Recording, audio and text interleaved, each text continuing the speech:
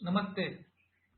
आज हम ई कवच एप्लीकेशन में ऑफलाइन ट्रेनिंग किस प्रकार से शेड्यूल कर सकते हैं उसके बारे में जानेंगे।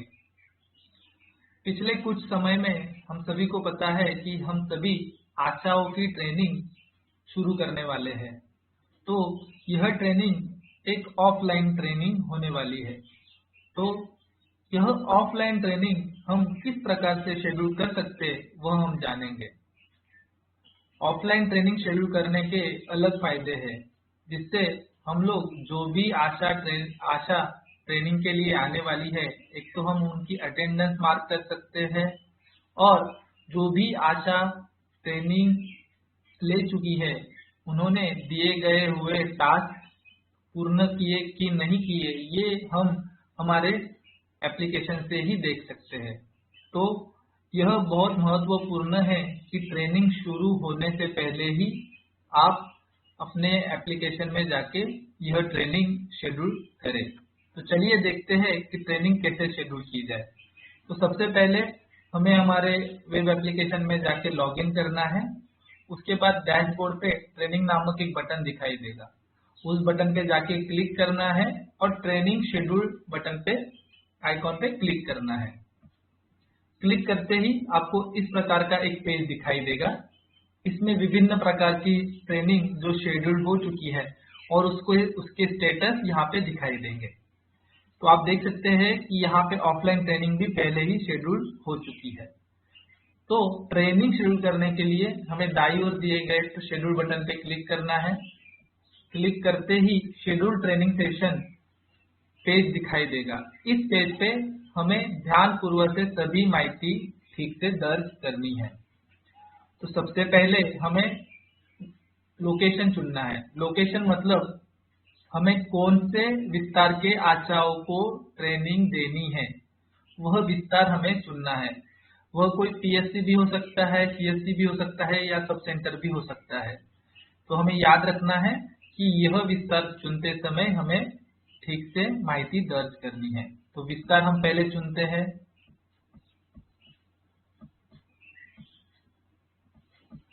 हमने डिस्ट्रिक्ट चुना, अभी ब्लॉक चुना, उसके बाद हमने फिर से एक सीएससी चुना और अतरौली पीएससी के आशाओं को हमें ट्रेनिंग के लिए शेड्यूल करना है। तो यह विस्तार चुनने के बाद हमें ऐड लोकेशन बटन पे क्लिक करना है। तो आप देख सकते हैं कि उत्तर प्रदेश के अलीगढ़ डिस्ट्रिक्ट के अतरौली ब्लॉक के अतरौली सीएससी के अतरौली पीएससी के आशाओं का हमने विस्तार चुना है। इनके लिए हमने ट्रेनिंग शेड्यूल की है। इसके साथ आप दूसरा विस्तार भी ऐड कर सकते हैं। तो आप एक ही साथ अलग अलग विस्तार के आशाओं की ट्रेनिंग शेड्यूल एक ही दिन कर सकते हैं। तो मुझे अगर लग रहा है कि मुझे दूसरे एक बाजू के पीएससी के ही कुछ सब सेंटर की आशाओं की भी ट्रेनिंग शेड्यूल करनी है, तो मुझे उनको भी ट्रेनिंग में शामिल करवाना है। तो फिर से आपको विस्तार चुनना है। तो पहले हमारा जो राज्य चुना, डिस्ट्रिक्ट चुना, तालुका चुना, सीएससी भी चुना, पीएससी भी चुना। अभी पीएससी से हमें दूसरी पीएससी लेने, तो हम लोग सूरतगढ़ पीएससी ले लेंगे और सूरतगढ़ के पीएससी के मुझे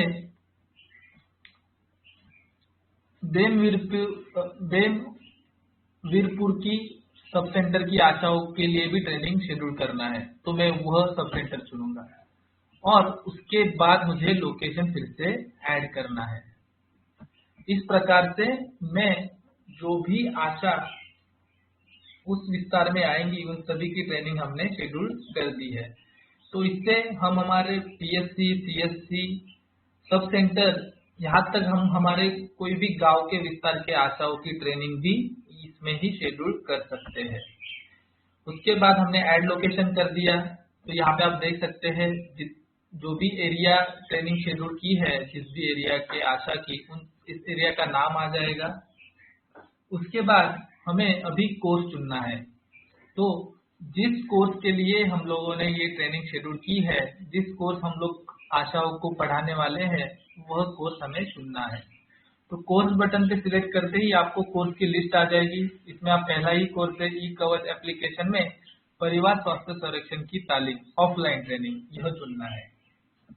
तो उसके बाद हमें चुनना है टारगेट रोल कि किनको हम ट्रेनिंग के लिए बुलाने वाले हैं या किन के लिए यह ट्रेनिंग रखी गई है। तो हमें अभी हम सभी को पता है कि ये जो VHIR की ऑफलाइन ट्रेनिंग है, इसके लिए हम आशा को ट्रेन करने वाले हैं। तो हम लोगों ने टारगेट रोल आशा चुना। उसके बाद हमें इसकी तारीख चुननी है। तो तारीख चुनते समय हमें याद रखना है कि ये जो ट्रेनिंग होने वाली है ये ऑफलाइन ट्रेनिंग 2 दिन की है, यानी जो भी तारीख आप इसमें चुनोगे उसके साथ दूसरी तारीख जुड़ के आएगी। तो हम लोगों ने अभी 25 मई की तारीख चुनी, तो उसमें आप देख सकते हैं 25 से 26 में 2 दिन की ट्रेनिंग शेड्यूल हो चुकी है। और उसके बाद हमें टारगेट रोल लिखना है, ट्रेनर रोल लिखना है। तो ट्रेनर रोल यानी जो व्यक्ति आशाओं को ट्रेनिंग देने वाले हैं, और इसमें विभिन्न प्रकार के रोल दिए गए हैं। इसमें आशा फैसिलिटेटर से लेके DCPM, ब्लॉक कोऑर्डिनेटर, इन सभी के रोल दिए गए हैं। तो हमें जो जिस भी रोल को चुनेंगे उनके नाम हमें ट्रेनर के लिस्ट में आएंगे। तो समझिए हमें ब्लॉक DEO इन सभी आशाओं को ट्रेन करने वाले हैं, तो उनका हमने रोल चुना। उसके बाद जितने भी ब्लॉक DEO है उस विस्तार में उनके नाम आ जाएंगे। तो हमें उनका प्राइमरी ट्रेनर करके उनका सिलेक्शन करना है। उनका यूजर नेम हो सकता है, उनका अलग नाम भी हो सकता है, यानी उनका पूरा नाम भी हो सकता है। तो प्राइमरी ट्रेनर का हम लोगों ने अभी चुनाव कर दिया है। इसमें हमें 2 बात याद रखनी है। जो भी प्राइमरी ट्रेनर या एडिशनल ट्रेनर आप चुनोगे, वह ट्रेनर उन 2 दिनों के लिए ब्लॉक हो जाएगा, यानी उस 2 दिन में ही वो ट्रेनिंग दे सकते हैं। उस दिन में ही वो एक ही ट्रेनिंग दे सकते हैं। अगर आप उनको दूसरे जगह पे शेड्यूल करना चाहते हैं तो वो उस तारीख के लिए नहीं हो सकता। तो हमें याद रखना है जो भी ट्रेनिंग हम शेड्यूल करें तो वो बराबर से प्लान की गई हो। उसके बाद हमें एडिशनल ट्रेनर या प्राइमरी ट्रेनर के साथ और कोई ट्रेनर की जरूरत रहेगी तो उनका नाम भी आप चुन सकते हैं। इससे हम लोगों ने अभी कोर्स की माहिती भर दी है। नीचे आप देख सकते हैं कि जो विस्तार हम लोगों ने चुना है उस विस्तार में से हमें 50 आशा की ट्रेनिंग हम देने वाले हैं, क्योंकि हम ये फिजिकल लेवल या व्यक्तिगत रूप से ट्रेनिंग करने वाले हैं। तो हमें विस्तार TSC, CSC या सब सेंटर लेवल तक चुनना पड़ेगा, जिससे हम ठीक से आशाओं को ट्रेनिंग दे सकते हैं और ठीक से सभी कार्यक्रम मैनेज कर सकते हैं। अभी हमें यहाँ पे 2 नंबर का जो 50 नंबर का जो आंकड़ा दिखाई दे रहा है, इम्पोर्टेड फॉर दिस ट्रेनिंग, तो उस पर आप क्लिक करते ही आपको सभी आशाओं की लिस्ट दिखाई देगी। ये लिस्ट वो है जिस विस्तार की हम लोगों ने आशा चुनी है, उन सभी के नाम यहाँ पे दिखाई देंगे। इसका क्या उपयोग है, हमें याद रखना है कि अगर आपको लग रहा है कि कुछ विस्तार की आशा कुछ कारणवश इस ट्रेनिंग को नहीं जुड़ेगी, तो उनको आप यहीं पे ही अनमार्क कर सकते हैं। अगर मुझे लग रहा है कि विजय देवी अभी इस ट्रेनिंग को नहीं जुड़ पाएंगी, वो कुछ कारणवश रजा ऊपर है, तो उससे हमें अनमार्क करना है और उसको हमें सबमिट करना है। इससे आप देख सकते हैं कि 50 में से 49 लोगों के लिए यह ट्रेनिंग हम लोगों ने इंपोर्ट की है और एक कैंडिडेट नहीं आ सकता, तो उनका नाम हमें इस पेंडिंग कैंडिडेट में उसका नंबर दिखाई देगा। उसके बाद ऐड एडिशनल पार्टिसिपेंट। अगर आपको लग रहा है कि आपको दूसरे विस्तार के भी सब सेंटर के या विस्तार के लोगों को ऐड करना है, तो यहाँ पे भी हम उनको ऐड कर सकते हैं। अभी मैंने विधिपुर सब सेंटर चुना और उसमें मुझे लग रहा है कि प्रेमलता देवी भी इस ट्रेनिंग को जुड़ सकती है, तो मैं उनका नाम चुनूंगा। उसके बाद मुझे लग रहा है कि सरोज देवी भी जुड़ सकती है। तो इस प्रकार से आप दूसरे सब सेंटर के भी आशाओं को यहाँ पे भी ऐड कर सकते हैं, क्योंकि कुछ समय में ऐसा भी हो सकता है कि कुछ विस्तार की आशा सभी आशा ट्रेनिंग को ना आ पाए कुछ कारणवश, तो जो आशा ट्रेनिंग के लिए छूट जाएगी तो उनको हम लोग आने वाले ट्रेनिंग में इस प्रकार से उनको शामिल कर सकते हैं।